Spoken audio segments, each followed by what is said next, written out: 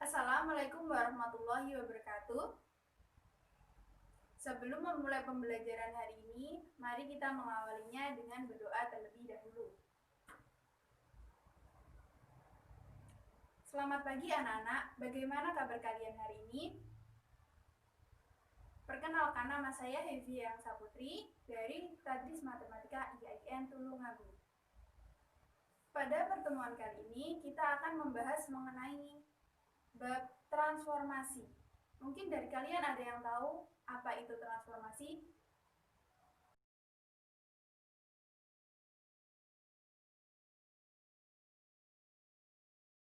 Transformasi sendiri dibagi menjadi 4 subbab, yaitu refleksi, dilatasi, translasi, dan rotasi.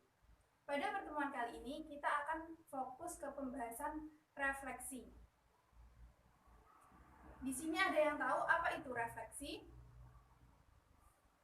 Nah, dalam penerapannya dalam kehidupan sehari-hari, refleksi itu seperti pencerminan. Jadi, refleksi itu disebut dengan pencerminan. Refleksi atau yang disebut dengan pencerminan adalah bagian dari transformasi yang memindahkan titik-titik dengan menggunakan sifat bayangan oleh suatu cermin. Yang pastinya yaitu pada cermin datar. Pada pencerminan, jarak titik pada bangun bayangan ke sumbu simetri sama dengan jarak titik pada bangun semula ke sumbu simetri.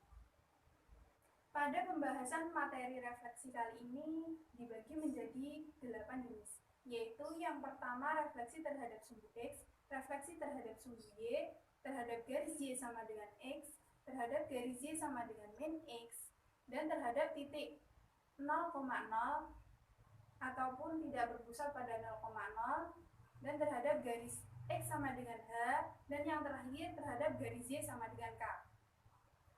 Yang pertama, kita akan membahas mengenai pencerminan terhadap sumbu X. Berikut dipaparkan mengenai gambaran dari pencerminan atau refleksi terhadap sumbu X. Mungkin dari kalian dapat mengamati terlebih dahulu dari gambar yang sudah dipaparkan berikut. Nah, dari gambar yang sudah dipaparkan, mungkin dari kalian ada yang bisa menyimpulkan? Nah, dari sini dapat kita lihat bahwa jika pencerminan terhadap sumbu X yang berlaku sebagai sumbu simetri atau cerminnya yaitu garis dari X itu sendiri. Di situ dapat kita lihat bahwa titik semula yaitu titik A yang berkoordinat pada titik A, B dan dicerminkan terhadap sumbu X menghasilkan A aksen yang berkoordinat pada A, min B.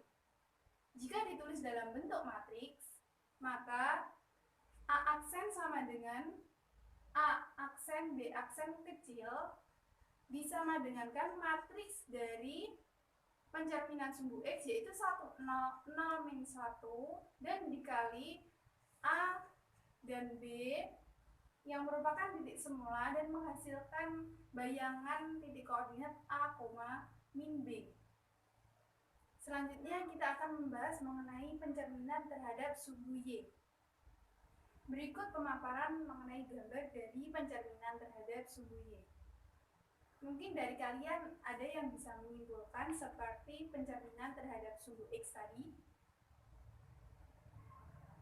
Nah, dari gambar berikut dapat dilihat bahwa sumbu simetri yang berlaku sebagai cerminnya itu yaitu sumbu Y, yaitu yang vertikal, di mana titik mula-mula yaitu pada titik A, di mana koordinatnya titik A, B dan menghasilkan bayangan A aksen titiknya min A, B.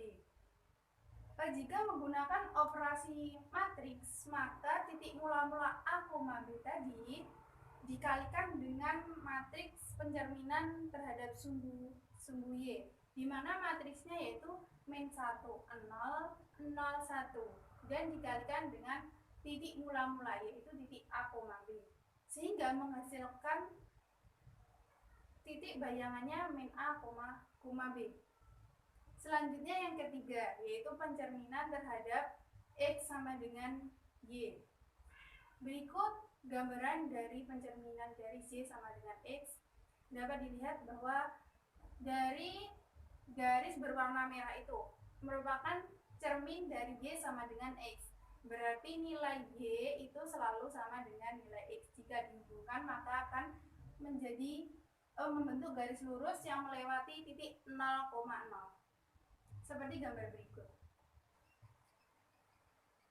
Nah, jika dioperasikan dengan matriks terhadap pencerminan garis Y sama dengan X, titik mula-mula AB akan dikalikan dengan matriks 0, 1, 1, 0. Dan hasilnya akan menghasilkan B, A. Selanjutnya yaitu mengenai pencerminan terhadap garis Y sama dengan min X. Di gambar ini dipaparkan bahwa terdapat garis yang berwarna merah, yaitu Y sama dengan min X itu berlaku sebagai sumbu simetri, yaitu sebagai cerminnya, yang dimana titik mula-mulanya yaitu A terdapat pada titik A, B dan dicerminkan oleh sumbu Y sama dengan min X menghasilkan A aksen yaitu pada titik min B, min A. Selanjutnya jika titik mula-mula A, B dioperasikan dalam operasi matriks maka akan menjadi dikalikan dengan matriks 0, min 1, min 1, 0 dan dikalikan titik mula-mula A, B dan menghasilkan titik min B, min A. Berikut saya paparkan mengenai contoh soal dari pembahasan yang sudah kita bahas tadi.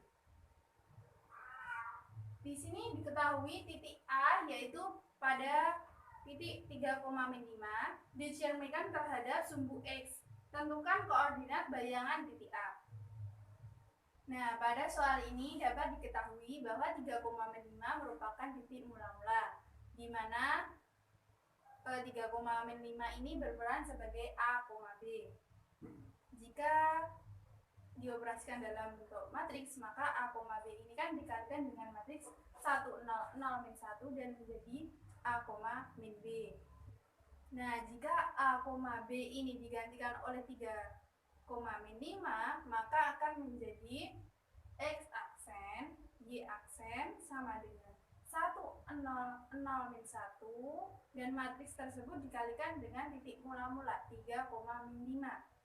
Jika 1, 0, 0, min 1 dikalikan titik mula-mula yaitu 3,5 akan menjadi 1 dikali 3 ditambah 0 dikali min 5 dan akan menghasilkan titik yaitu 3. Selanjutnya untuk Y aksennya akan menjadi 0 kali 3 ditambah min 1 dikali min 5 dan akan menghasilkan titik 5. Sehingga bayangan dari 3,5 akan menghasilkan 3,5.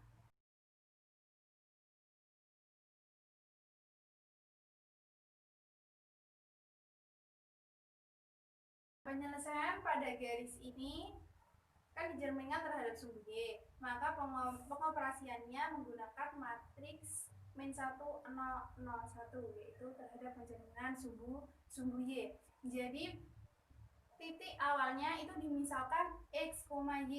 Jadi bayangannya nanti akan menghasilkan X aksen, Y aksen. Misal X aksen, Y aksen itu sama dengan min 1, 0, 0, 1 dikalikan dengan titik mula-mulanya yaitu tadi kan X, Y. Sehingga jika dikalikan dengan matriks min 1, 0, 0, 1 akan menghasilkan min X, Y. Dengan demikian dapat dikatakan bahwa X aksen sama dengan min X atau dapat dirubah menjadi X sama dengan min X aksen. Dan untuk Y aksen sama dengan Y itu dapat dituliskan Y sama dengan Y aksen. Maka X dan Y aksen itu akan digantikan ke persamaan mula-mula tadi. Jadi X itu akan berubah menjadi min X aksen dan Y-nya akan berubah menjadi Y aksen. Sehingga persamaan mula-mula tadi akan berubah menjadi min X dikurangi 2Y dikurangi 3 sama dengan 0. Nah, selanjutnya ini ada 2 latihan soal. Kalian bisa mengerjakan sesuai dengan pembahasan kita mengenai refleksi pada transformasi tadi sesuai dengan contoh soal maupun pembahasannya. Mungkin cukup sekian pembahasan kita hari ini mengenai transformasi, khususnya pada subbab refleksi. Soalnya silakan dikerjakan. Sekian dari saya. Kalau ada salah kata, saya mohon maaf. Wassalamualaikum warahmatullahi wabarakatuh.